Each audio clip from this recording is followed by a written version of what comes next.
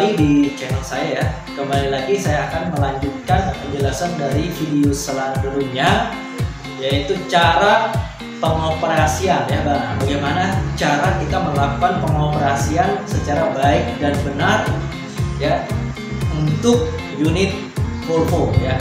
Nah, kita lihat ya, yang pertama dari start engine ya, atau kita pada saat proses menghidupkan engine ya.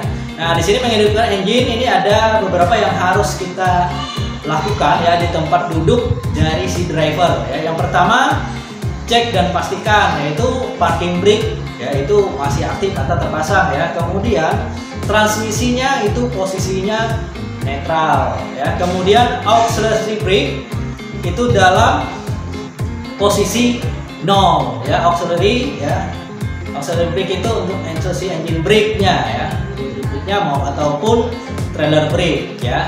Nah, kemudian setelah itu sudah selesai, kemudian kita putar kunci kontak ke posisi drive ya atau posisi 1 ya. Nah, kemudian ketika ya jika engine ini perlu pemanasan ya, putar kunci kontak ke posisi preheating ya atau posisi 2. Jadi kalau unit-unit yang berada pada iklim musim dingin, nah ini wajib mengaktifkan terlebih dulu adalah preheating ya. Nah, setelah itu kita tunggu dulu ya sampai lampu preheatingnya itu mati, kemudian baru kita start ya. Nah, lanjut ya.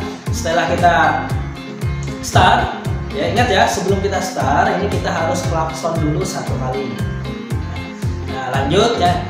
Nah, ketika engine itu tidak dapat di start ya selama 15 detik ya, untuk start kembali, nah itu starting switch-nya itu harus kita posisikan ke posisi 0 ya untuk menghindari panas berlebih ya. Tapi kalau untuk yang di sistem kunci kontak yang ada pada Volvo itu ketika kita crank sekali atau start sekali kemudian engine-nya tidak bisa hidup, nah itu tidak bisa kita putar kembali ya, artinya dia hanya one way, satu kali start kemudian tidak bisa lagi di start kembali ya, kecuali harus dipindahkan ke posisi 0 ya. Nah, jadi itu ya untuk proses persiapannya ya. Nah, kemudian kita melakukan start engine-nya ya. Start engine yang perlu kita perhatikan, ini tekan pedal brake ya untuk mengaktifkan cruise control ya. Kemudian jika si suhu air sistem pendingin itu masih di bawah 50, maka kecepatan putaran engine ini kita batasi pada 1000 ya sampai 1200 rpm ya selama 15 detik. Artinya ini fungsinya adalah untuk mempercepat pemanasan engine ya. Setelah itu baru kita panaskan engine-nya ya sampai dia temperaturnya tercapai ya di atas 50 ya.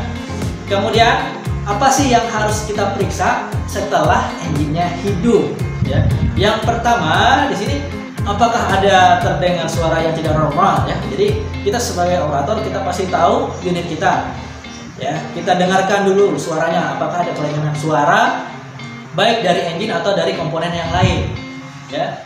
Kemudian apakah ada getaran yang tidak normal? Nah, biasanya kalau ada indikasi ya ketika engine-nya hidup kadang ada yang getarnya lebih tinggi ya. Nah, ini juga kita pastikan dilakukan pengecekan juga ya. Kemudian perhatikan warna gas buang. Nah, kita lihat ya, kita torek ke belakang ya. Pastikan kondisi pada gas buang itu kalau dia normal itu dia tidak berwarna ya. Kemudian ya, apakah instrumen panel ya bekerja dengan baik? Kita cek juga fungsi dan indikator yang ada pada instrumen panel ya, diperhatikan apakah ada yang menyala ya atau tidak ya. Kemudian ya, apakah tekanan udara yang pada ada indikator itu naik itu dengan baik. Nah, kalau unit Volvo kan di sini tekanan angin itu harus tercapai dulu baru bisa digunakan. Nah, di situ kita harus lakukan pengecekan juga ya. Nah, seperti yang ada di samping ini presentasinya adalah untuk gauge temperatur gauge tekanan angin ya. Nah, ini ada yang tangki 1, kemudian ada tangki 2. Pastikan ini sudah berada pada range hijau ya, atau di antara 7 sampai 8,5 bar ya. Kemudian saat bergerak maju, saat kita bergerak maju, apa yang kita pastikan dulu? Yang pertama, air pressure-nya sudah tercapai ya. Kemudian pastikan parking brake-nya itu sudah dirilis atau dinonaktifkan ya. Kemudian tekan pedal brake sebelum melepas parking brake. Nah, ini sebagai safety ya. Jadi kalau ada rekan-rekan yang mau tes ya, tes operator ya, itu ini harus diperhatikan ya. Kemudian tekan pada saat akan merubah pergerakan maju atau mundur, sebaiknya pastikan kendaraan itu benar-benar telah berhenti. Jadi sebelum kita mau posisi maju atau mundur, pastikan unit itu berhenti terlebih dahulu ya. Jadi ketika rekan-rekan ya, ketika posisi maju kalian mau mundur ya, nah itu akan terjadi crunching ya, akan terjadi noise, akan terjadi kerusakan pada transmisi apabila dipaksakan. Baik ketika posisi mundur mau ke maju atau maju ke posisi mundur ya. Nah, kemudian pada saat kita driving atau pada saat kita jalan, nah apa yang harus kita perhatikan? Nah, yang pertama itu adalah plan ya. Plan di sini bagaimana cara kita untuk memasukkan speed transmisi. Nah, kita ketahui ya di sini untuk speed transmisi di sini ada 14 percepatan ya, ada 14 ya, atau sampai dengan 6 high ya. Nah, di sini untuk urutannya ya, untuk urutan kita mengoperasikannya harus mulai dari gigi yang terendah terlebih dahulu ya. Nah, kalau lihat dari tangganya sini ya, dari CLS itu crawler ya. Ya, crawler low splitter ya, CHS itu crawler high splitter, kemudian 1 low splitter sampai dengan 6 high splitter ya, totalnya itu ada 14 ya. Jadi untuk memasukkan speed itu harus urut ya. Jadi catatan ini adalah harus urut, tidak boleh kita harus lompat-lompat ya, kecuali pada saat tertentu ya, ada saat-saat tertentu ya, misalnya kita tiba-tiba berhenti ya. Nah, itu kita bisa langsung pindah ke gigi yang lebih rendah ya. Dan ini ya, kalau secara teoritis ya, ketika kita menaikkan gear speed ini harus berurutan ya, terutama apabila ini kondisinya unitnya muatan ya. Oke ya, jadi bisa dilihat ya di sini untuk yang handle speednya ya. Nah, kalau ada yang belum paham tentang handle speed, ada di video saya sebelumnya ya, bisa dilihat ya. Kemudian ya, kita melakukan mengemudi dengan RPM-nya ya, atau kesesuaian dengan RPM. Nah, kestabilan putaran engine ini adalah hal yang paling efisien ya untuk menghemat fuel ya, atau minyak ya. Kemudian kita turunkan hanya pada saat putaran engine yang melewati dari setengah garis hijau. Artinya setengah garis hijau ini bisa kita turunkan ya, untuk gear speednya ke yang lebih rendah ya. Nah, ini ya. Kemudian turunkan gear ya pada gear penuh ya. Nah, ini ya. Ini kalian harus perhatikan ya di sini untuk di tachometernya ya. Tachometernya yang diperhatikan di sini ada sektor hijau ya. Dari sektor hijau ini ya, dari sekitar 900 sampai 1500 ini adalah ring hijau, artinya normal driving ya, efisiensi fuelnya ini sangat tercapai ya. Kemudian sektor hitam di sini penggunaan untuk penggunaan engine brake ya, yang hitamnya. Nah, ini kemudian sektor merah di situ sektor di mana terjadi overrunning ya, artinya kelebihan putaran engine ya, dan ini tidak disarankan ya.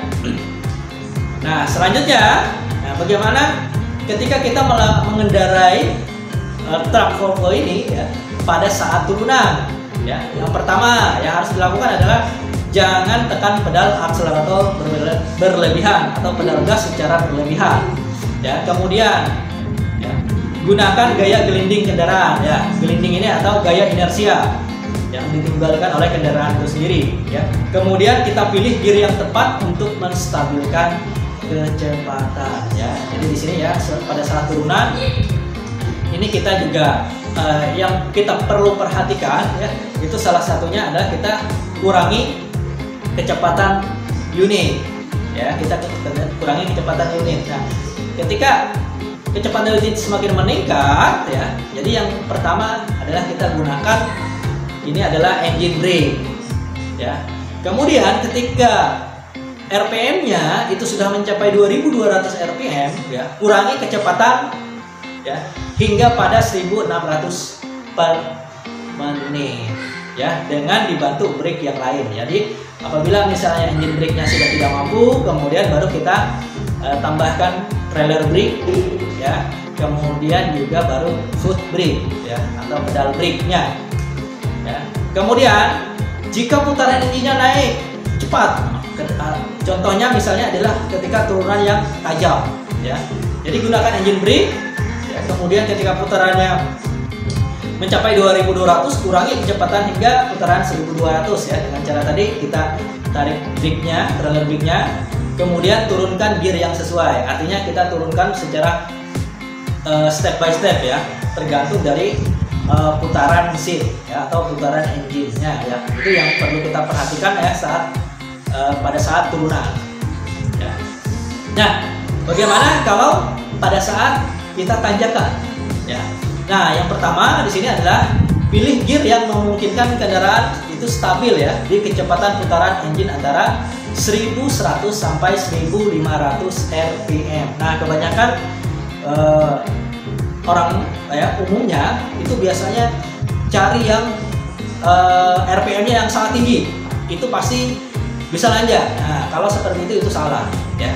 Nah, yang paling tepat itu adalah di mana rank ya, rank kecepatan RPM-nya itu di antara 1100 sampai 1500 rpm, karena di situ ketika kita nanjak yang diperlukan itu adalah torsi ya. Nah, sehingga torsi maksimum untuk unit Volvo ini di RPM 1100 sampai 1500 rpm.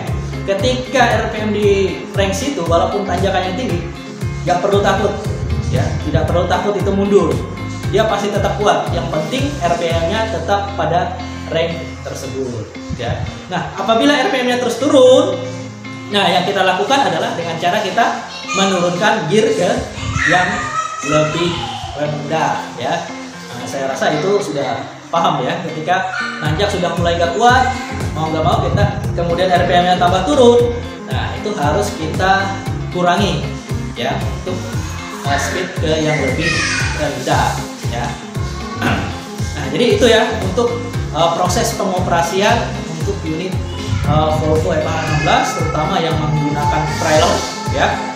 Nah, kemudian pada saat driving juga yang diperhatikan juga adalah pada saat kita melakukan towing ya atau penarikan ya.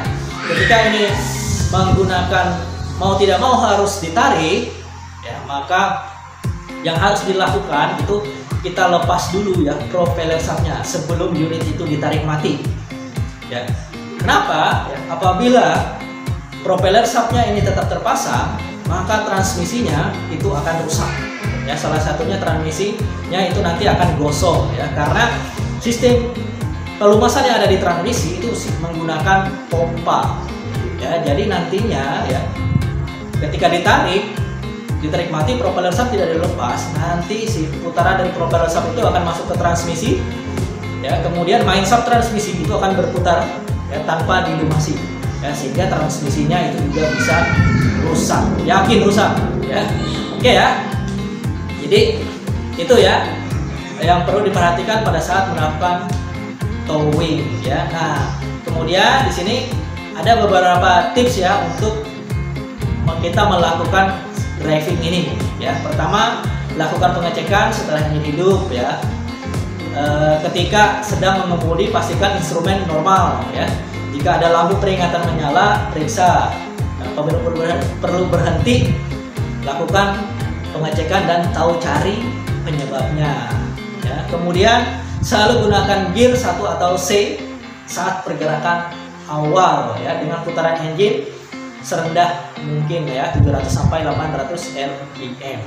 Jadi kenapa harus seperti ini ya? Kenapa harus kita di gear yang rendah 1 atau C? Nah, ini juga akan mempengaruhi dari umur clutch atau kopling ya. Ini akan mempengaruhi ya panjang pendek umur dari disk clutch-nya atau koplingnya ya. Kemudian hindari idle yang lebih lama atau yang tidak perlu ya, ketika engine-nya hidup terus-menerus ya, terlalu lama ya. Kemudian ini periksa kisi-kisi radiator ya, agar tidak tertutup kotoran ya. Kemudian kita gunakan cairan pendingin atau coolant itu yang sesuai dengan spesifikasi unit ya. Kemudian jangan bergerak mengemudi hingga lampu peringatan sistem rem padam atau indikator parkirnya itu harus padam dulu, baru kita bergerak ya. Oke ya, demikian ya untuk materi ya, bagaimana cara mengemudi unit full box terutama trailer ya yang baik dan benar ya. Terima kasih atas perhatiannya dan semangat pagi.